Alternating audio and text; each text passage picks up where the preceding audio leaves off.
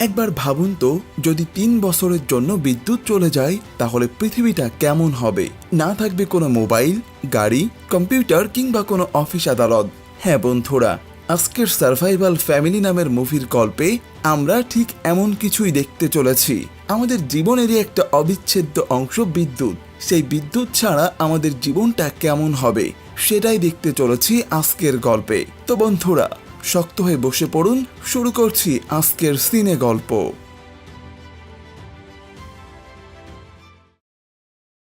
জাপানের রাজধানী টোকিও।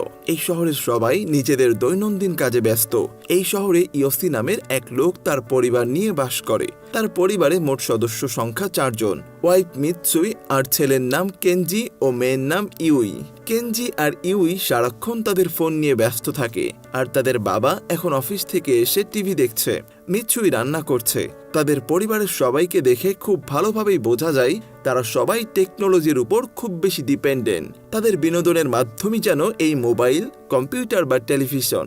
কখনোই নিজেদেরকে সময় দেওয়া বা কোথাও ঘুরতে যাওয়া এই কাজগুলো তারা করে না।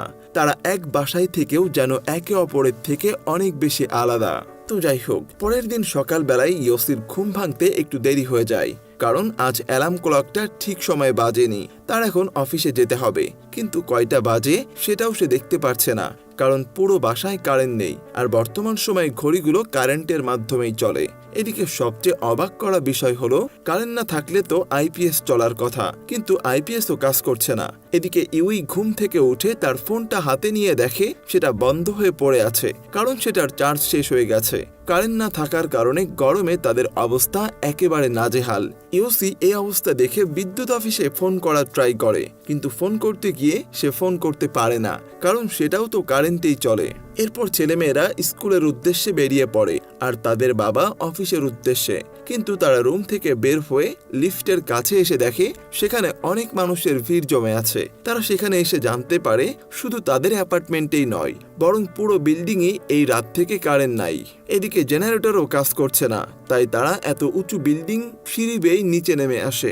এতক্ষণে ইয়োসির অফিসে অনেক লেট হয়ে গিয়েছে। সে দ্রুত বেরিয়ে পড়ে স্টেশনে যাওয়ার উদ্দেশ্যে, কিন্তু সেখানে গিয়ে ঘটে আরেক বিপত্তি। সে দেখতে পায় সেখানে প্রচুর মানুষের ভিড়, কিন্তু কোনো ট্রেন চলছে না। খোঁজ নিয়ে জানা যায় কোনো ট্রেনই তাদের গন্তব্যস্থল থেকে আসতে পারেনি, কারণ বর্তমান প্রযুক্তিতে বিদ্যুৎ ছাড়া কোনো ট্রেন চলে না। তাই সেগুলো শহরের বিভিন্ন জায়গায় থেমে আছে। কিন্তু কি আর করার, অফিসে তো যেতেই হবে। তাই সে বাসের উদ্দেশ্যে আবার সেখান থেকে হাঁটতে শুরু করে, কিন্তু এখানে এসেও সেই একই অবস্থা দেখতে পায়।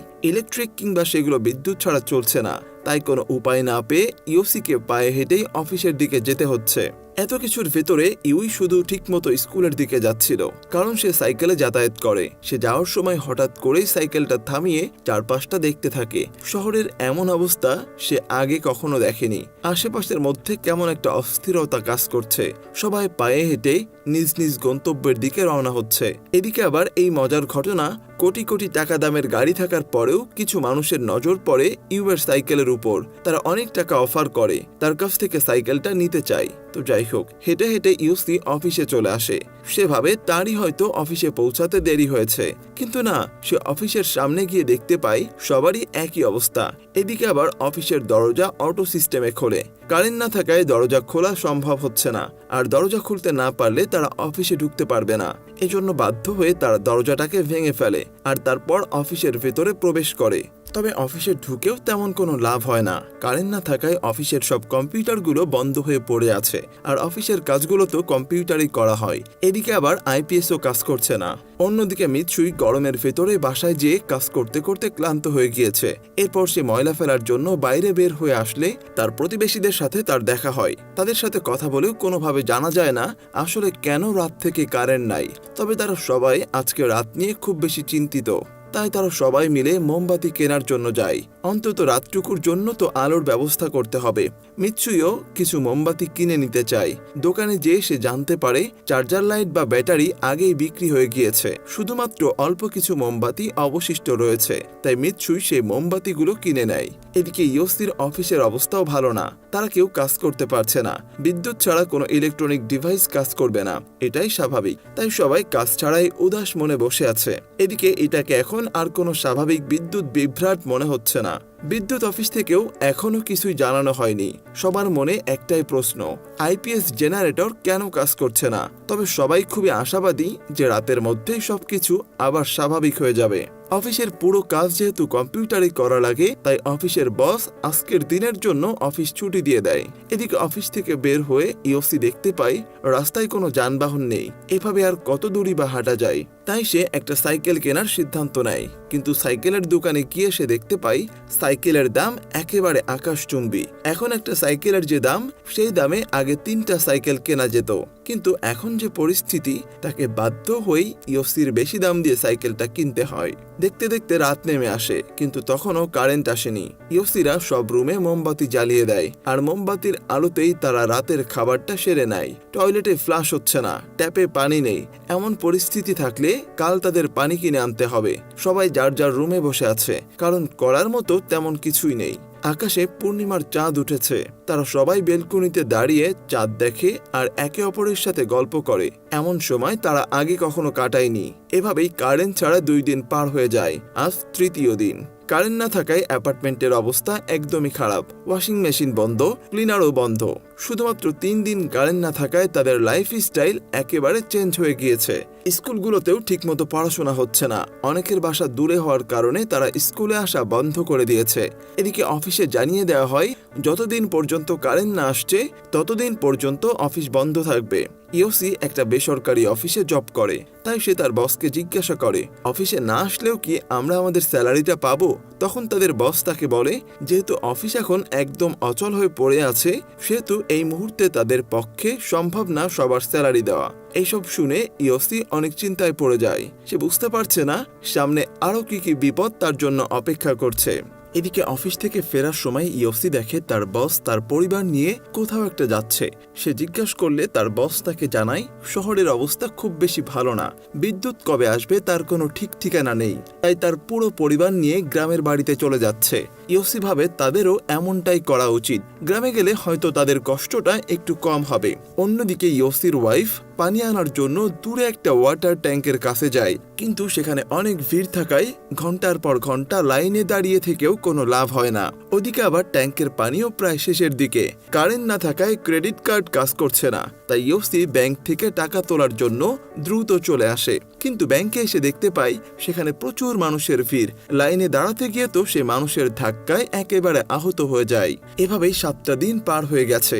এখনো কারেন্ট আসার কোনো নামগন্ধ নেই। শহর একদম অচল হয়ে পড়ে আছে। দোকানপাট সবকিছুই বন্ধ হয়ে আছে। সবাই বিদ্যুৎ অফিসে গিয়ে খোঁজ নিয়ে জানতে পারে জাতীয় গ্রিড সহ সব গ্রিডেই কি যেন একটা সমস্যা হয়েছে। কোনো উপায়ে বিদ্যুৎ উৎপাদন করা যাচ্ছে না। তবে গবেষক দল বিষয়টা নিয়ে কাজ চালিয়ে যাচ্ছে। আশা করা যায় কিছুদিনের মধ্যেই হয়তো সবকিছু ঠিক হয়ে যাবে। কিন্তু এভাবে শহরে আর কতদিন পড়ে থাকা যায়? তাই তারা সবাই মিলে সিদ্ধান্ত নেয় তারা যার যার গ্রামের বাড়িতে চলে যাবে। এদিকে আবার অ্যাপার্টমেন্টের একজন মহিলা মারা গিয়েছে। তার অনেক বয়স হয়েছিল, তাই সে এত গরম আর বাথরুমের কষ্ট সহ্য করতে না পেরে মারা গিয়েছে। সবকিছু দেখে ইওসিরাও সিদ্ধান্ত নেয় যে তারা গ্রামের বাড়িতেই চলে যাবে। গ্রামের বাড়িতে শুধুমাত্র ইওসির বাবা থাকে। তারা প্রায় 7 বছর পর গ্রামের বাড়িতে যাচ্ছে। খুব ভোরে তারা গ্রামের বাড়ির উদ্দেশ্যে রওনা হয়। তারা সবাই সাইকেলে করে যাত্রা শুরু করে। এদিকে তাদের পানি কেনার প্রয়োজন ছিল, কিন্তু রাস্তায় তারা দেখতে পায় সবকিছুরই দাম অনেক বেশি। সবাই সময়ের সুযোগ নিয়ে সবকিছু বেশি দামে বিক্রি করছে। 1 বোতল পানির দাম এখন 300 টাকার মতো। এরপর তারা একটা দোকানে আসে। সেখান থেকে তারা কিছু পানির বোতল আর খাবার কেনে, আর সেগুলো খাওয়ার পর সেখানে বসে বিশ্রাম নেয়। এরপর তারা আবারও গ্রামের উদ্দেশ্যে বেরিয়ে পড়ে। তাদেরকে আগে একটা এয়ারপোর্টে যেতে হবে, কিন্তু এয়ারপোর্টে এসে তারা দেখতে পায় সেখানকার গেট লক করা। প্রচুর মানুষের ভিড় জমে গেছে সেখানে। ইওসিরা সেখানে এসে জানতে পারে তাদের সবার ফ্লাইট বাতিল করে দেওয়া হয়েছে। প্যাসেঞ্জাররা ততক্ষণে অনেক ক্ষিপ্ত হয়ে গিয়েছে, কারণ টিকিট কেনার আগেও তাদেরকে এমন কিছুই বলা হয়নি যে তাদের ফ্লাইট বন্ধ হয়ে যেতে পারে। এদিকে সেখানে থাকা গার্ডরা তাদেরকে জানায় বিদ্যুৎ না থাকার কারণে এই সিদ্ধান্ত নেওয়া হয়েছে। তাদের কাছে যে জ্বালানিটুকু আছে সেগুলো ভবিষ্যতের জন্য সংরক্ষণ করা হচ্ছে, তাই সেখানে থেকে আর কোনো লাভ নেই। এই জন্য ইওসিরা একটা হোটেলে যায়। আজকের রাতটা তাদের এখানেই কাটাতে হবে। কিন্তু এখানে এসেও তারা দেখতে পায় হোটেলের মালিকরাও সুযোগের অপব্যবহার করছে।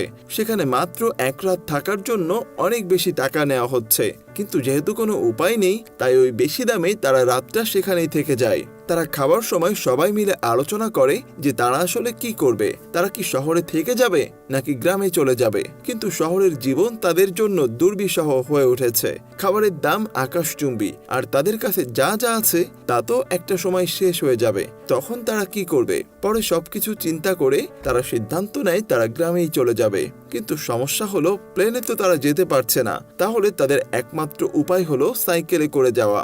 কিন্তু তাতে তাদের বেশ কয়েকদিন লেগে যাবে। তবুও তারা সাইকেলে করে গ্রামে যাওয়ার সিদ্ধান্ত নেয়। পরের দিন সকালবেলা ইউই আর কেনজি একটা দোকানে গিয়ে ম্যাপ নিয়ে নেয়। অন্যদিকে তাদের বাবা মা একটা মুদির দোকানে গিয়ে দামি অ্যালকোহলের পরিবর্তে কিছু চাল ও ডাল কিনে নেয়। এরপর তারা তাদের যাত্রা শুরু করে। প্রথম দিকে তারা ম্যাপের সাথে তাল মিলিয়ে রাস্তা খুঁজে পাচ্ছিল না, পরে অবশ্য তারা রাস্তা খুঁজে পায়। এরপর তারা একটা জায়গায় এসে কিছুক্ষণ বিশ্রাম নেয়।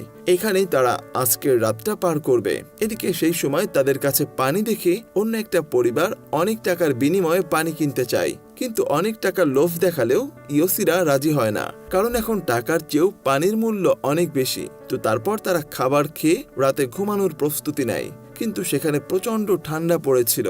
তবে কি আর করার, বাধ্য হয়ে এখানে থাকতে হচ্ছে তাদের। রাতে আবার তাদের কিছু পানির বোতল চুরি হয়ে যায়। কেনজি তার পিছু নিয়েছিল ঠিকই, কিন্তু পরে সে দেখতে পায় যেই লোকটা পানি চুরি করেছে সে আসলে তার ছোট্ট বাচ্চাটার জন্যই চুরি করেছে। তাই সে আর তাদেরকে কিছু না বলে সেখান থেকে চলে আসে। এর পরের দিন কেনজিরা আবারও তাদের যাত্রা শুরু করে। যেতে যেতে তারা একটা টানেলের কাছে গিয়ে পৌঁছায়। এখন তাদের এই টানেলটা পাড়ি দিতে হবে, কিন্তু টানেলের ভেতরটা একেবারেই ঘুটঘুটে অন্ধকার, তাই তারা ঠিকভাবে সামনের দিকে এগোতে পারে না। এই জন্য তারা সেখানকার কিছু বয়স্ক মহিলাদের সাহায্য নিয়ে টানেলটা পার হয়। এভাবে দেখতে দেখতে 16টা দিন পার হয়ে গিয়েছে। তারা একটা নদীর কাছে এসে বিশ্রাম নিচ্ছে। তাদের কাছে এখনো কিছু খাবার থাকলেও যা পানি ছিল সেগুলো শেষ হয়ে গিয়েছে। এদিকে পানির তৃষ্ণাও লেগেছে, তাই উপায় না দেখে ইয়োসি সেই নদীর ময়লা দুর্গন্ধযুক্ত পানি পান করে। এরপর তারা আবারও গ্রামের উদ্দেশ্যে রওনা হয়। যেতে যেতে একটা সময় হঠাৎ করে মুষলধারে বৃষ্টি শুরু হয়। বৃষ্টির সাথে সাথে হালকা ঝোড়ো বাতাসও বইছিল, তাই তারা রাস্তার পাশে তাদের সাইকেলগুলোকে পার্ক করে একটা ব্রিজের নিচে এসে আশ্রয় নেয়। সেদিন অনেক বৃষ্টি হয়, ফলে তাদের সাইকেলগুলোর অনেক ক্ষতি হয়। বৃষ্টি শেষ হলে তারা দেখতে পায় তাদের বেশিরভাগ জিনিসই নষ্ট হয়ে গিয়েছে। এমনকি একটা সাইকেল পুরোপুরি অকেজো হয়ে পড়ে, কাপড় চোপড়ে কাদা লেগে গেছে, আর যে খাবারগুলো ছিল সেগুলো নষ্ট হয়ে গেছে। এদিকে আবার ইয়োসি অসুস্থ হয়ে গেছে। সেদিন সেই নদীর ময়লা পানি খাওয়ার কারণে তার পেটে সমস্যা হয়েছে। এজন্য ইয়োই আর তার ভাই কেনজি একটা সুপার শপে যায় কিছু ঔষধ আর মোমবাতি সহ নিত্য প্রয়োজনীয় কিছু জিনিস কেনার জন্য। কিন্তু সেখানে গিয়ে তারা খাবারের জন্য তেমন কিছু না পেয়ে শেষমেশ তারা বিড়ালের খাবার নিতে বাধ্য হয়। অন্তত এটা দিয়ে তারা তাদের ক্ষুধা মেটাতে পারবে। আর পানির বিকল্প হিসেবে তারা সেখানে পায় ব্যাটারি বিশুদ্ধকরণ পানীয়। পানিটা খাওয়া গেলেও এটার স্বাদ খুবই বিশ্রী। এইসব কিছু নিয়ে তারা তাদের বাবা মায়ের কাছে ফিরে আসে। সেই বিড়ালের খাবার তো তারা ঠিকমতো খেতেই পারছিল না। এদিকে একটা সাইকেল অকেজো অবস্থায় পড়ে আছে দেখে কেনজি তার ফোনের ব্যাকপার্ট কেটে সাইকেলটা ঠিক করে নেয়। এরপর আবারও যাত্রা শুরু করে। সেই ব্যাটারি বিশুদ্ধকরণ পানি আর বিড়ালের খাবার খেয়ে তারা আরও একটা সপ্তাহ পার করে দিয়েছে। আজ তাদের এই যুদ্ধের 22তম দিন। যাওয়ার সময় তাদের এক পরিবারের সাথে পরিচয় হয়। এই পরিবারের সবাই আবার আয়ুর্বেদের বেশ ভালো ব্যবহার জানে। পরিবারের একজন তাদেরকে বলে বন জঙ্গলে এমন কিছু গাছ আছে যেগুলো সিদ্ধ করে খাওয়া যায়, সেই সাথে ওই গাছপালার পুষ্টিগুণও রয়েছে। এই পরিবারের কাছ থেকে কেনজিরা অনেক কিছু শিখে নেয়।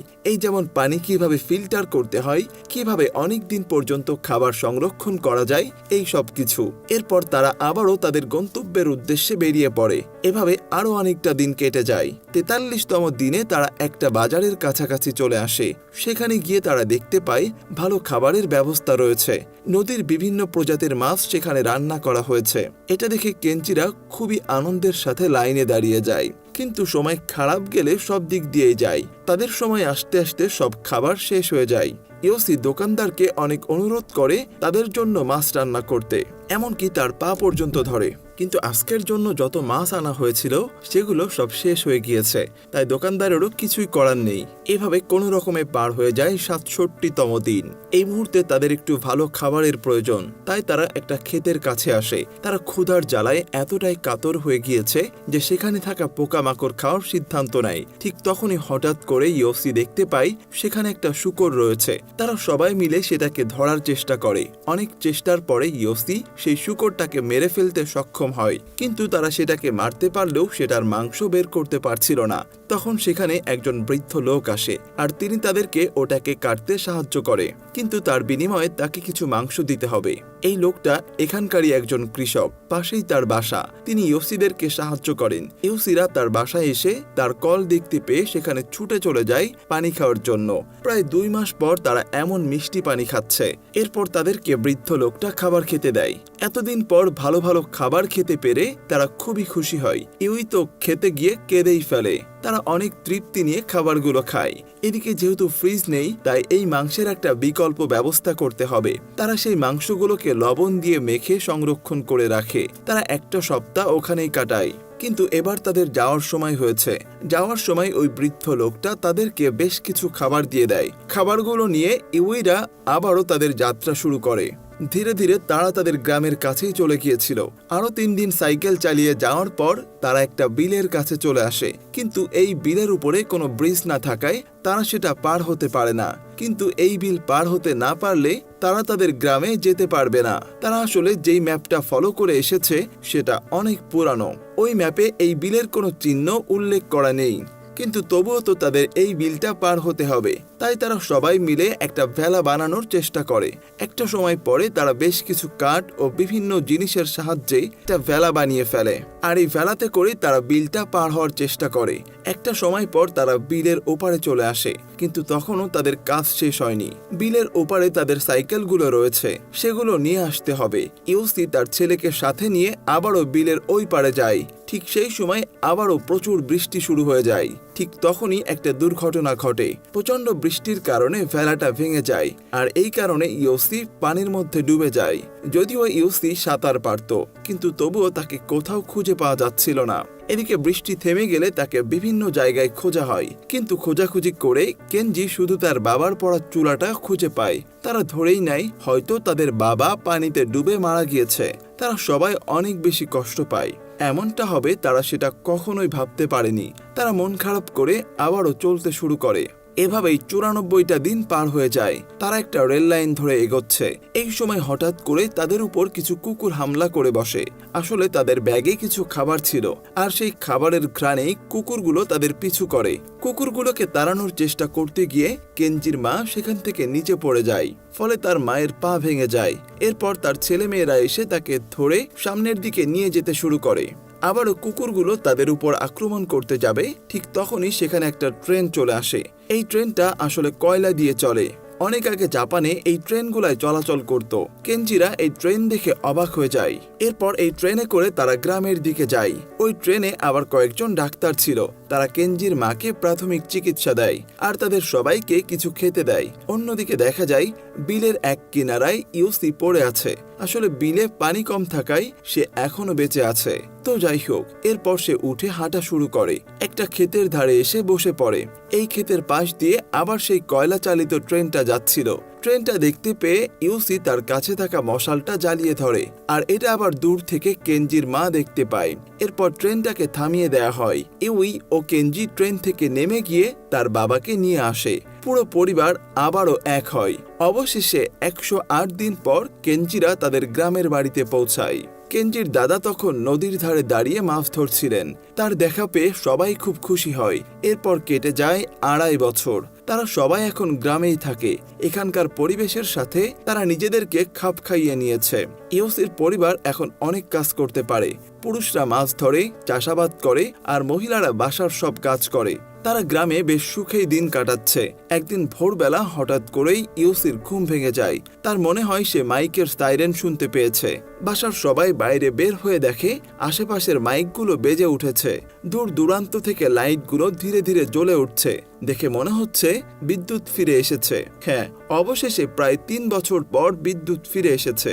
আবার সচল হয়ে ওঠে পুরো টোকিও শহর, ব্যস্ত হয়ে পড়ে শহরের রাস্তাঘাট। কিছুদিন পর জানা যায় এই বিদ্যুৎ হারিয়ে যাওয়ার কারণ হলো সোলার ফ্লেয়ার বা সৌর ফুলকি। সূর্যের একটা অংশে অতিরিক্ত সৌরশক্তি উৎপন্ন হওয়ার কারণে সেখানে একটা বিস্ফোরণ ঘটে, আর এতে তৈরি হয় উচ্চমাত্রার রেডিয়েশন।